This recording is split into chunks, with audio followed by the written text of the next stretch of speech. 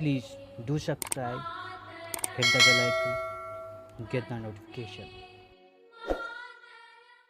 देखते हैं पहला क्वेश्चन। पहला क्वेश्चन क्या कहता है, निम्नलिखित में से किसे अपक्षरण के आदर्श सामान्य चक्र की युवा अवस्था की विशेषता समझा जाता है। यानी युवा अवस्था में कौन सा कह सकते हैं नहीं, क्या युवा अवस्था में कौन सा रूप नहीं बनता है, कौन सा अस्तर रूप नहीं बनता, ये आपको ध्यान रखना। नहीं में लड़के ज़्यादा कन्फ्यूज करते होते हैं, तो पहला आपका आंसर सही होगा। चलिए अगला क्वेश्चन क्या है, वायु की दिशा के दाहिने कोण पर बनी लंबी कटकों के रूप में निर्मित बालू टिब्बों को कहते हैं क्या। ये भी सिंपल सा क्वेश्चन है, अगर आपने बालू टिब्बा पढ़ा है तो आप आसानी से कर सकते हैं। चलिए अगला क्वेश्चन देखते हैं, क्या विद्वान है और सिद्धांत आपको बताना है। चलिए मिलाते हैं। हैरियस ने कौन सा सिद्धांत दिया है, आप चौथे नंबर पर मिलाइए। क्या चौथे नंबर पर। हॉल और डाना ने क्या भू अवनति तीसरे नंबर पर। और हट्टन ने एक रूपतावाद, और जेफरी ने तापीय सिकुड़न। चलिए अगला क्वेश्चन देखते हैं। चौथा नंबर क्या कहता है, यह किसने कहा कि उत्थान की क्रिया के अनुसार ढाल प्रच्छेदिका उन्नतोदर समतल या नतोदर होती है। ये भी सिंपल सा क्वेश्चन है, पूछा गया बहुत बार। पांचवा नंबर क्वेश्चन देखते हैं। पांचवा नंबर क्या है, कथन और कारण। चलिए, हवाई द्वीप ज्वालामुखी उद्गार के स्थल हैं, ठीक है, स्थल हैं। अभिसारी प्लेट के सीमांत ज्वालामुखी उद्गार के स्थल हैं। अब दोनों आप देखेंगे ना, तो यहाँ अभिसारी मतलब अभिसारी प्लेट के सीमांत के ज्वालामुखी उद्गार के स्थल हैं, ये भी तो सही है। और हवाई द्वीप ज्वालामुखी उद्गार के स्थल है, ये भी सही है। तो हवाई द्वीप पर अभिसारी मिलता भी है, तो आप कह सकते हैं दोनों सही है। क्या दोनों सही है, लेकिन व्याख्या नहीं कर रहा है। क्या व्याख्या नहीं कर रहा है, ठीक है। तो आपका कौन सा बी नंबर आपका सही होगा। क्या बी नंबर आपका सही होगा। चलिए अगला क्वेश्चन देखते हैं। निम्नलिखित क्या सूची है और आपको बताना है। सूची 1 को सूची 2 से मिलाना है। चलिए मिलाइए।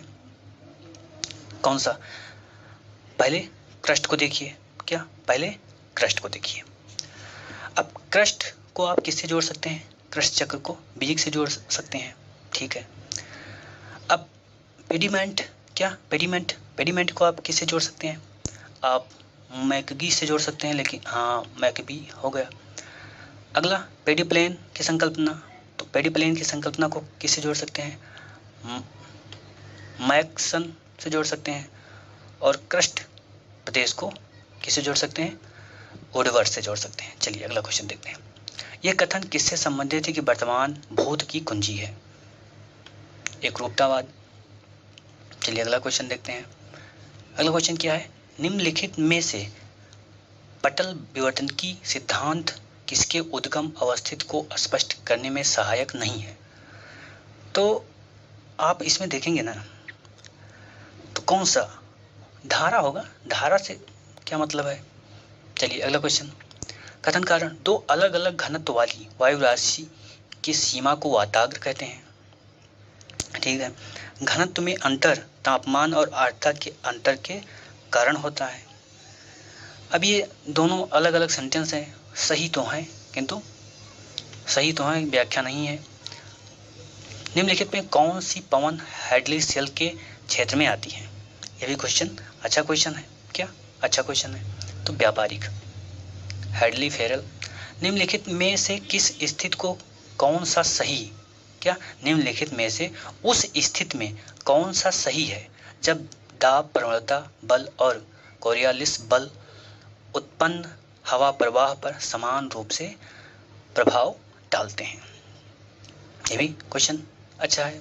भू विक्षेपी बल। तापमान में रुद्धोष्म परिवर्तन शब्द से तात्पर्य है, तो बी नंबर सिंपल सा क्वेश्चन है। चलिए 13 नंबर देखते हैं। क्या करना है, शहरी क्षेत्रों में रात में होने वाले न्यून स्तर पर तापमान विलोमीकरण के क्या प्रभाव होते हैं। क्या आपको इसमें प्रभाव बताना है, तो आपका बी नंबर, क्या बी नंबर आपका सही होगा। चलिए अगला क्वेश्चन देखते हैं। वर्षण से संबंधित हिम क्रिस्टल सिद्धांत निम्नलिखित में किसने प्रतिपादित किया? ये भी अच्छा क्वेश्चन है। क्या हिम क्रिस्टल सिद्धांत किसने प्रतिपादित किया? किसने किया? वर्जरन ने। ठीक है। भारतीय तट के निम्नलिखित भागों में कौन सा तट ऐसा संयुक्त तट है जो अधोगामी और उद्गामी दोनों के प्रमाण प्रदर्शित करता है? तो ये बहुत बार क्वेश्चन पूछा गया है, तो इसमें समस्या नहीं होनी चाहिए। हमारा बार डार्विन का धसाव सिद्धांत। क्या डार्विन का धसाव सिद्धांत यानी कि अवतलन सिद्धांत किससे संबंधित है? प्रवाल से संबंधित है। फ्रियार्ड तट रेखा निम्नलिखित के कारण निर्मित होती है। अब फ्रियार्ड तट रेखा किसके कारण बनती है ये आपको बताना है। चलिए ये भी सिंपल सा क्वेश्चन है। हिमनदित तट का अधोगमन। सुनामी निम्नलिखित के कारण पैदा होते हैं। अब सुनामी किसके कारण पैदा होते हैं? तो अंतः समुद्री भूकंप के कारण। अगला, निम्नलिखित तलछट निक्षेप में कौन सा समुद्र के तल के सबसे बड़े प्रतिशत भाग को ढक लेता है? अब कौन सा इसमें आपको बताना है, कौन सा कह सकते हैं तलछट है जो सबसे ज़्यादा। तो आप इसमें देखेंगे तो स्थल जात, क्या स्थल जात आपका आंसर होगा। अगला क्वेश्चन देखते हैं 20 नंबर। पारिस्थितिकी शब्द किसने प्रयोग किया? क्या पारिस्थितिकी शब्द किसने प्रयोग किया? अब इसमें देखिए टिंसले लिखा है। क्या टिंसले लिखा है? अब टिंसले तो कोई शब्द है नहीं। क्या टिंसले तो है नहीं, कौन है? पारिस्थितिकी शब्द इकोलॉजी किसने प्रयोग किया है? हाइकल ने प्रयोग किया है। तो इसमें आप कह सकते हैं ये क्वेश्चन गलत ही माना जाएगा। चलिए अगला देखते हैं। भूकंप है और आपको समय बताना है। क्या भूकंप है और आपको क्या बताना है? समय बताना है, कब कब आया है। चलिए देखते हैं। भुज को मिलाओ 2001 से, यानी कि भुज चौथा, आपका ए नंबर सही हो जाएगा। मिलान करके तब आप लोग आगे बढ़िएगा। चलिए अगला क्वेश्चन देखते हैं। किस वर्ष क्योटो प्रोटोकॉल पर हस्ताक्षर किए गए? क्या किस वर्ष क्योटो प्रोटोकॉल पर हस्ताक्षर किए गए? ये भी सिंपल सा क्वेश्चन है, बी नंबर आपका सही होगा। चलिए कथन और कारण। व्यवहारिक भूगोल अब रचनात्मक या संक्रमणता के ज्ञान शास्त्र के काफी नजदीक आ रहा है, जैसा कि नवकांटियन दर्शनशास्त्री और मनोवैज्ञानिक ने प्रतिपादित किया है। चलिए अगला। व्हाइट, किर्क, गोल्ड और केट्स जैसे भूगोलविदों ने भूगोल के व्यवहारिक आंदोलन के लिए विशिष्ट योगदान दिया है। ठीक है, दोनों सही है, तो आपका आंसर क्या होगा? सी आपका आंसर होगा। चलिए अगला क्वेश्चन देखते हैं हम लोग। 24 नंबर क्या कहता है? 24 नंबर कुछ भूगोलविद हैं और उनका योगदान आपको बताना है। ठीक है, बताते हैं। कार्ल सावर। पहले इसमें आप किसको पकड़िए? पहले आप इसमें कार्ल सावर को ही पकड़िए। कार्ल सावर ने क्या दिया है? भूदृश्य। क्या? भूदृश्य की आकृति के बारे में कार्ल सावर का योगदान कह सकते हैं। चलिए डेविस को पकड़िए। डेविस को पकड़ेंगे तो अपवर्तन हो जाएगा। क्या? अपवर्तन। बैरोज पारिस्थितिकी के रूप में भूगोल का परिभाषा। और जेफरसन, ये तो सब लोग जानते हैं। पहला D1 करेंगे आपका दो क्वेश्चन, क्या दो जो ऑप्शन है एलिमिनेट होगा। आप डेविस को देखिए, सी को जब 2 करोगे, सी को 2 करोगे तो एक ही है, यानी कि डेविस से ही आप इस क्वेश्चन को सॉल्व कर सकते हैं। चलिए अगला क्वेश्चन क्या है? इसे पूछा है कि किसकी, क्या ये किसका कह सकते हैं कार्य है। ठीक है, an introduction to the application of geography to history और जियोग्राफिकल डिस्ट्रीब्यूशन ऑफ मैनकाइंड। ये भी अच्छा क्वेश्चन है। क्या? अच्छा क्वेश्चन है, फ्रेडरिक रेटचल। चलिए अगला क्वेश्चन। 20वीं शताब्दी के प्रथम चौथाई को जर्मन भूगोल का स्वर्ण युग माना जाता है। निम्नलिखित में से उस समय सबसे महान नेता कौन था? नेता का मतलब जियोग्राफी के संदर्भ में नेता की बात हो रही है। तो इसमें आपका जो आंसर होगा वो C1 और 3 आपका सही होगा। चलिए अगला क्वेश्चन देखते हैं। अगला क्वेश्चन क्या कहता है? निम्नलिखित में किसने भूगोल का वर्गीकरण विज्ञान में किया? क्या? भूगोल का वर्गीकरण विज्ञान में किया। तो ये भी सिंपल सा क्वेश्चन है, कांट महोदय ने। अगला, निम्नलिखित में कौन सा कथन रेटजल के लेवेनसरम की संकल्पना के संबंध में सही है? तो आपका डी आंसर इसमें क्या आपका डी आंसर होगा 1 और 3। क्या 1 और 3। चलिए अगला क्वेश्चन देखते हैं। कथन कारण। क्या मानववादी भूगोल में प्रत्यक्षवाद और मात्रात्मक को अस्वीकार करते हैं? सही है। मानवतावादी भूगोल स्थान, स्थल और भूदृश्य के निर्माण में मानव एजेंसी और उसकी रचनात्मकता की भूमिका पर बल देते हैं। ये भी सही है। तो आपका पहला आंसर ये आपका क्या होगा? आंसर सही होगा। चलिए देखते हैं 30 नंबर क्वेश्चन क्या कहता है। क्या सही कालक्रम लगाना है? तो आप जितने भी भूगोल वेत्ता हैं उन सबको एक कालक्रम में आप रख कर एक बार देख लीजिए। तो देख लेंगे तो आपका क्या इस प्रकार का क्वेश्चन आसानी से हो जाएगा। तो पहला जो है वो आपका सही होगा। क्या पहला आपका सही होगा। भारत में निम्नलिखित मानदंडों में से कौन सा शहर की परिभाषा में हाल के दशकों में अलग अलग जनगणना में अलग अलग लागू किया गया? क्या अलग अलग जनगणना में अलग अलग लागू किया गया? तो कार्यरत जनसंख्या। चलिए अगला क्वेश्चन। सिद्धांत है और लेखक है। क्या सिद्धांत है और लेखक हैं? चलो देखते हैं। पहला सिद्धांत क्या है? स्थानिक अखंडता का सिद्धांत। किसने दिया है इसको? फ्रीडमैन ने दिया है। क्या? फ्रीडमैन यानी कि 3 यानी कि A3। ये 3 आप देखेंगे पहला आपका सी नंबर सही हो जाएगा। क्या? C number. सभी को मिलाकर फिर आप आगे वीडियो देखें जिससे आपका ये चारों क्वेश्चन क्या हो जाए? तैयार हो जाए। 4 ऑप्शन है और 4 क्वेश्चन ही हैं आपके। चलो अगला क्वेश्चन देखते हैं। क्या है? इन्फॉर्मेशनल। क्या? इन्फॉर्मेशनल सिटी शब्द का प्रयोग किया। तो किसने किया? Manual casteless. क्या? मैनुअल कास्टलेस ने। चलिए निम्नलिखित में कौन सा मॉडल मानवीय पारिस्थितिकी अध्ययन पर क्या मानवीय पारिस्थितिकी अध्ययन पर आधारित है? और इसमें मॉडल है उसमें आपको बताना है। तो बर्गेस का क्या? बर्गेस का पार्क सेकेंडरी मॉडल। समय स्थान संपीड़न। क्या? समय स्थान संपीड़न एक स्थानिक संकल्पना है। किसने इसको दिया? डेविड हार्वे ने। क्या? डेविड हार्वे ने। क्या? अगला है कथन और कारण। क्या? कथन और कारण क्या है? प्रतियोगिता मुक्त बाजार अर्थव्यवस्था में समय के साथ प्रादेशिकता कम होने की प्रवृत्ति पाई जाती है। अगर प्रतियोगिता मुक्त बाजार है तो अब तब क्या है? उत्पादन के कारक एक स्थान से दूसरे स्थान पर संचलन करते हैं ताकि उनकी प्राप्ति का दर अधिक से अधिक हो सके। अब इसमें आप देखेंगे दोनों क्या? दोनों सही है। तो आपका क्या होगा? ये नंबर आपका सही है। चलिए अगला क्वेश्चन देखते हैं। अगला क्वेश्चन क्या है? 37 क्या कहता है? जब उच्च आय समूह आकर्षक आंतरिक नगर क्षेत्रों में पुराने घर में पुनः बस जाते हैं और उनका जीर्णोद्धार करते हैं तो यह प्रक्रिया कहलाती है क्या? भद्रलोकीकरण। चलिए अगला क्वेश्चन। कारकीय परिस्थिति की एक विधि है जो सामान्यतः निम्नलिखित का विश्लेषण करने के लिए उपयोग में लाई जाती है। तो इसमें आपका क्या होगा? पहला आंसर क्या? शहरी सामाजिक स्थानिक संरचना। अगला क्वेश्चन। दिए गए मानचित्र में एक बृहद लोहा और इस्पात संयंत्र को अवस्थित करने के लिए सबसे उपयुक्त स्थल निम्नलिखित के रूप में चिन्हित होगा। क्या? इसमें आपको चित्र को देखना है और बताना है कि कहाँ पर सबसे अच्छा स्थान है। क्या? कहाँ पर सबसे अच्छा स्थान है? तो आप देखेंगे तो डी आपका जो होगा क्या?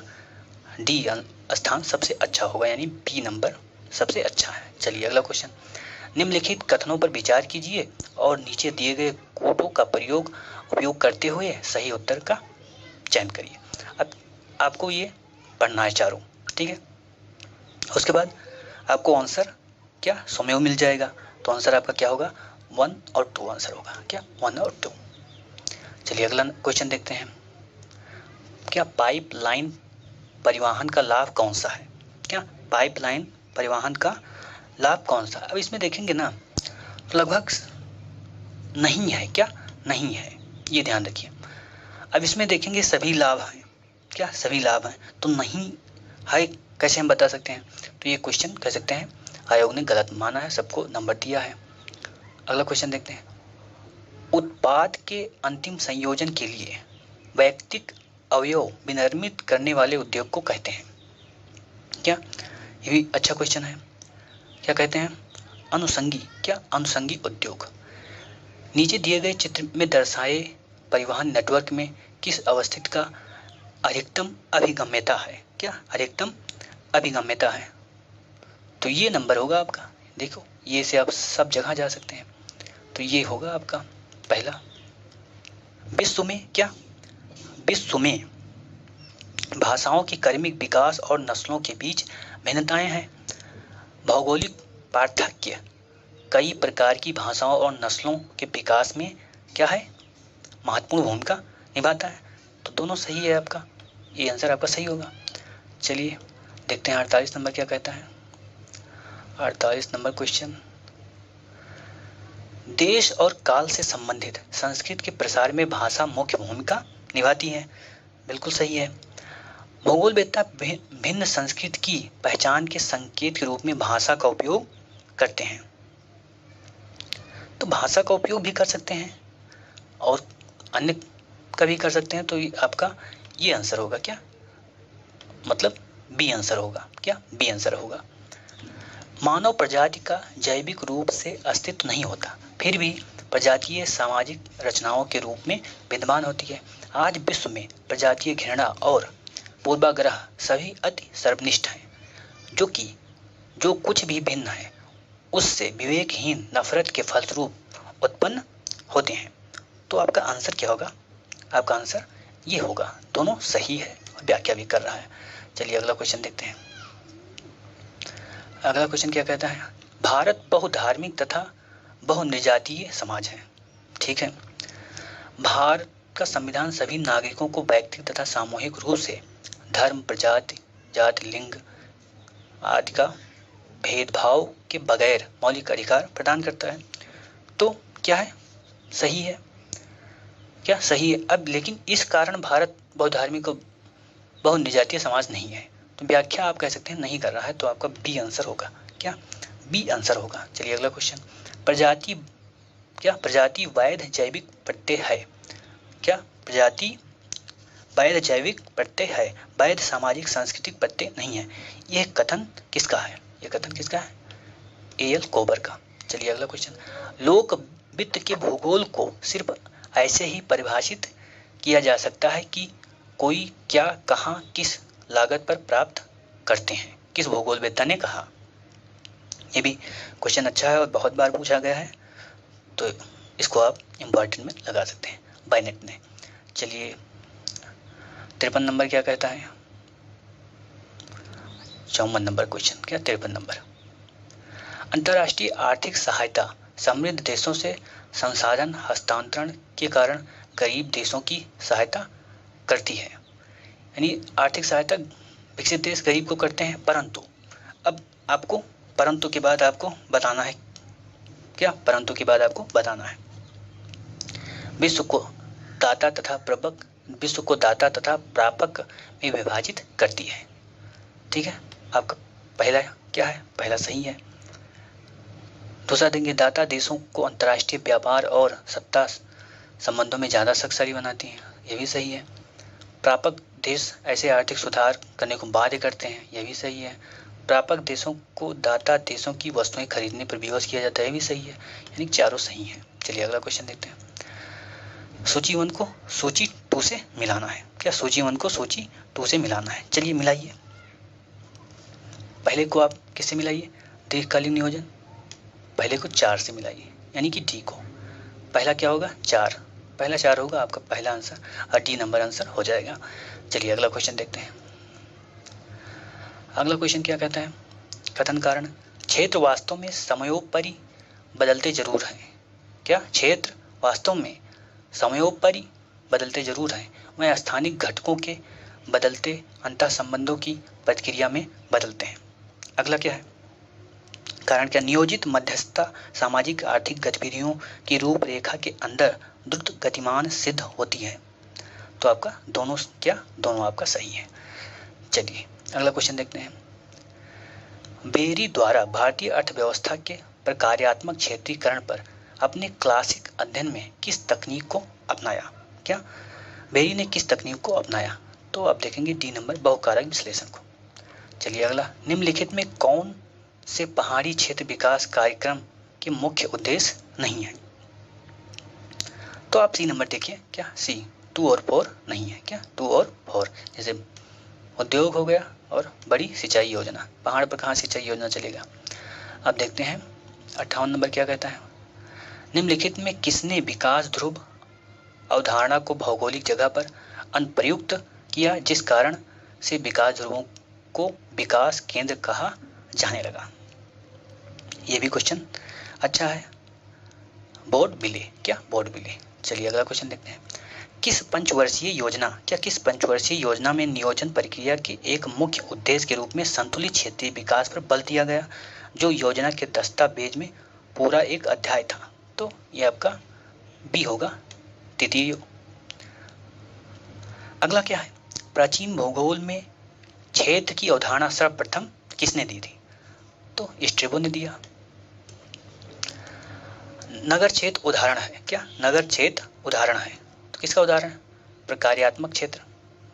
चलिए अगला देखते हैं, अगला क्वेश्चन क्या है, कथन कारण, यथोचित दुरुस्त, क्या यथोचित दुरुस्त जिला योजना बनाने का कार्य राज्यों में अधिक आगे नहीं बढ़ा है। क्या यथोचित दुरुस्त जिला योजना बनाने का कार्य राज्यों में अधिक आगे नहीं बढ़ा है।